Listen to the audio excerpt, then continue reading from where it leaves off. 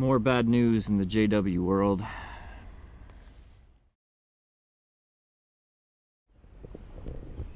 This is my new favorite place in the whole world. I like to think that I'm the only one who knows about it. But unfortunately, today's video, the subject is pretty grim. There's been another murder-suicide within the Jehovah's Witness organization.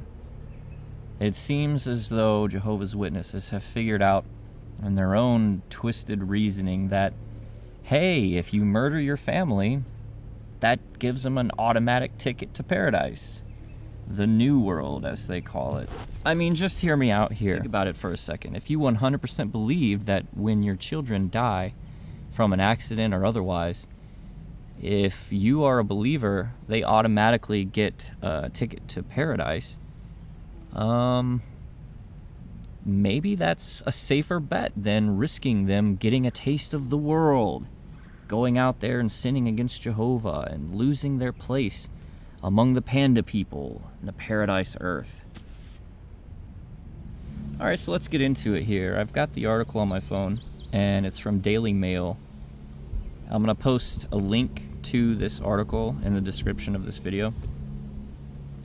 Jehovah's Witness, whose entire family was murdered, says his dead children are going to a new system and reveals his relatives had him in tears from laughter just hours after the massacre. It says here, bodies of Aaron Cockman's 4 autistic children found at family farm on Friday. Mr. Cockman's estranged partner and her mother also died in the mass shooting.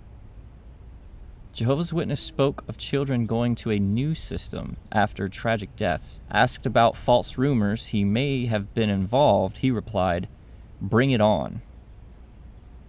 Children's granddad believed to have shot dead the family before killing himself. A heartbroken Jehovah's Witness whose family was killed in the Margaret River massacre has spoken of his children going to a new system after their tragic deaths. The youngsters, as well as Mr. Cockman's estranged partner, Katrina, 35, and her 58-year-old mother, Cinda, are believed to have been shot dead by the children's grandfather, Peter Miles, who's 61. Peter Miles is suspected of shooting dead his wife, Cinda, his daughter, Katrina Miles, and her 4 autistic children aged from 8 to 13 before shooting himself. I had nearly tears in my eyes from laughing so much. I've got an awesome, powerful, strong family. They get their strength from Jehovah, and so do I. You might think that is a load of... They bleeped it out. I don't know what that word is supposed to be. But a lot of my strength is from him too. It might sound weird, but the kids went to sleep and now they are nothing. But to them, they are already in the new system. He goes on to say, I think it is funny. I lost 4 kids. It is not like I don't care anymore, but bring it on. Let's have a party. You guys say what you want to ask. I don't care anymore. I've lost everything, he said. This guy sounds like he really needs some medical attention. He needs to see some professionals because it seems like he's really gone off the deep end here. I think it's funny. Nobody who's mentally well would say something like that about losing his entire family to a murder-suicide. Mr. Cockman described in chilling detail what police had told him about how the tragedy unfolded. Peter didn't snap. He's thought this through. I think he's been thinking this through for a long time, Mr. Cockman claimed. This is important. So he says, Peter didn't snap. He's thought this through. I think he's been thinking this through for a long time, Mr. Cockman claimed. I don't know what's more tragic about this statement. That he knew this man was capable of doing this, or the fact that this was a premeditated thing. It screams, I'm a Jehovah's Witness who's worried about my family not entering into the new system, not having God's approval, so hey, I'll just kill them and not have to worry about it anymore. At least that's my interpretation of this whole mess. He says Peter went across and shot the kids and Kat first, and came back and shot Cinda in the living room. Cinda probably got up, heard the gunshots. She was in the living room. He's come back, shot her. He's gone out to the porch, made the call, and shot himself. I don't know how he has done it so well. None of the kids were up out of their beds. He said the apparent murder-suicide was totally Peter's decision, and speculated about the pressure that had mounted on him in the lead-up to the tragedy. There's a lot of pressure in the Jehovah's Witness organization, that's for sure. Mr. Miles was found with a bullet wound as he lay slumped in a deck chair on the veranda. Right, I can't live anymore, so this is it for me, but I need to take out everyone with me because that will fix the whole problem, Mr. Cockman said. Mr. Cockman said his parent-in-laws were not the people you want to get on the wrong side of, and that before being cut off from his children, he and Mr. Miles were best friends.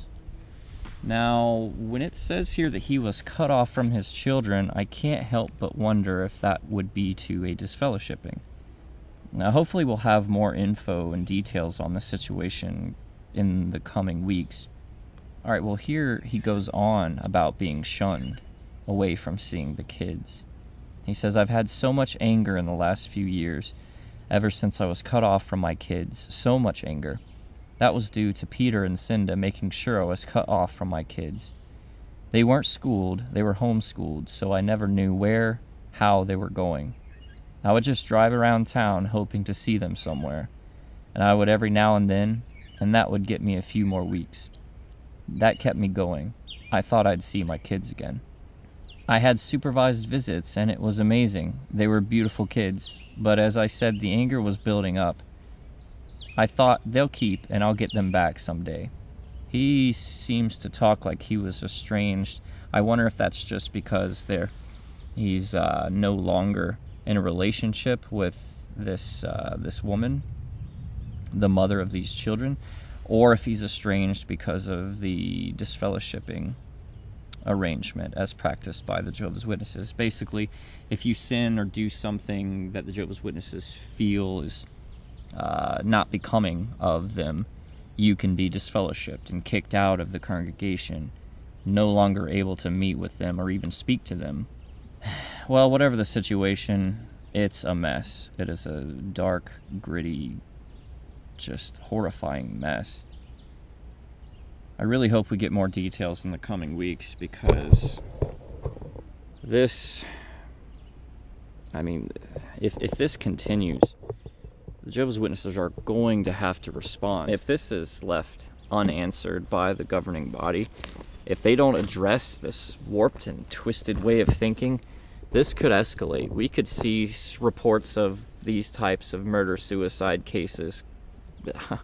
It could multiply. Unfortunately, there's a great amount of pressure, and there's a fear that if you don't stay in the congregation's favor, if you do anything to upset the elders in your local congregation, do anything that is considered a sin, a gross sin, and you don't play your cards right, you have that chance of being disfellowshipped. And if you're disfellowshipped, well, until you can kiss enough butt to get back into the organization and into the good graces of those congregation elders, you're kind of blacklisted. You're ostracized. You're no longer allowed to speak to anyone in the congregation. They will just cut you off and give you the silent treatment. And during that time period, if Armageddon were to come, which, by the way, the Jehovah's Witness organization, they teach that Armageddon is really only days away now. It could be tomorrow for all we know. If it were to come tomorrow, and you are blacklisted, you are disfellowshipped, well, that means potentially you just die. You will be destroyed in Armageddon in the worst fashion imaginable, and you will not be there with your friends and family in the new world. Basically, the Jehovah's Witnesses believe that after Armageddon, the earth will be restored to a paradise-like condition, similar to what the Bible described as the Garden of Eden in Genesis. Yeah, I mean, that's their main motivation. They want to be there. To not be there is, well, it's probably their worst fear, because they are sacrificing a full life here in this world now, living very strictly to putting God first every day, because they feel like their life doesn't truly begin until after they die, and they get to this new world, the paradise after Armageddon. So in a dark, sick, twisted way, killing your kids almost makes sense. It's almost like a free pass to the new world. After all, it's not their fault they died. Now, the person shooting his own children would have to know that the act of doing that would make him unfavorable to God. That should incur some righteous indignation and anger from the Heavenly Father, right? From Jehovah. But maybe that's the sacrifice he's making in his own very, very dark logic. This is not the first time this has happened. Look up the Kigo Harbor massacre. Very similar situation.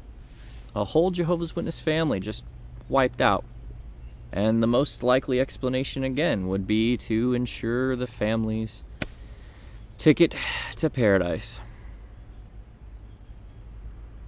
You know, my heart really goes out to these people.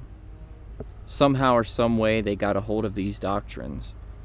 Could have been a Jehovah's Witness knocking on their door and handing them a magazine, or it could have been a relative. But once they start feeling that guilt, once they start feeling this urgency to conform to these guidelines and these principles and these ideas, sometimes it's too late for them. A lot of people just don't have the critical thinking capability to combat these suggestions.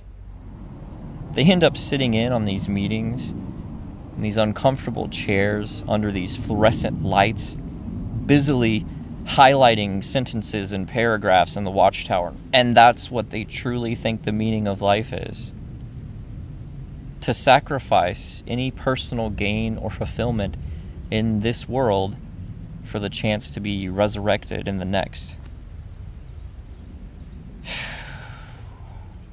What a waste. What a tremendous waste.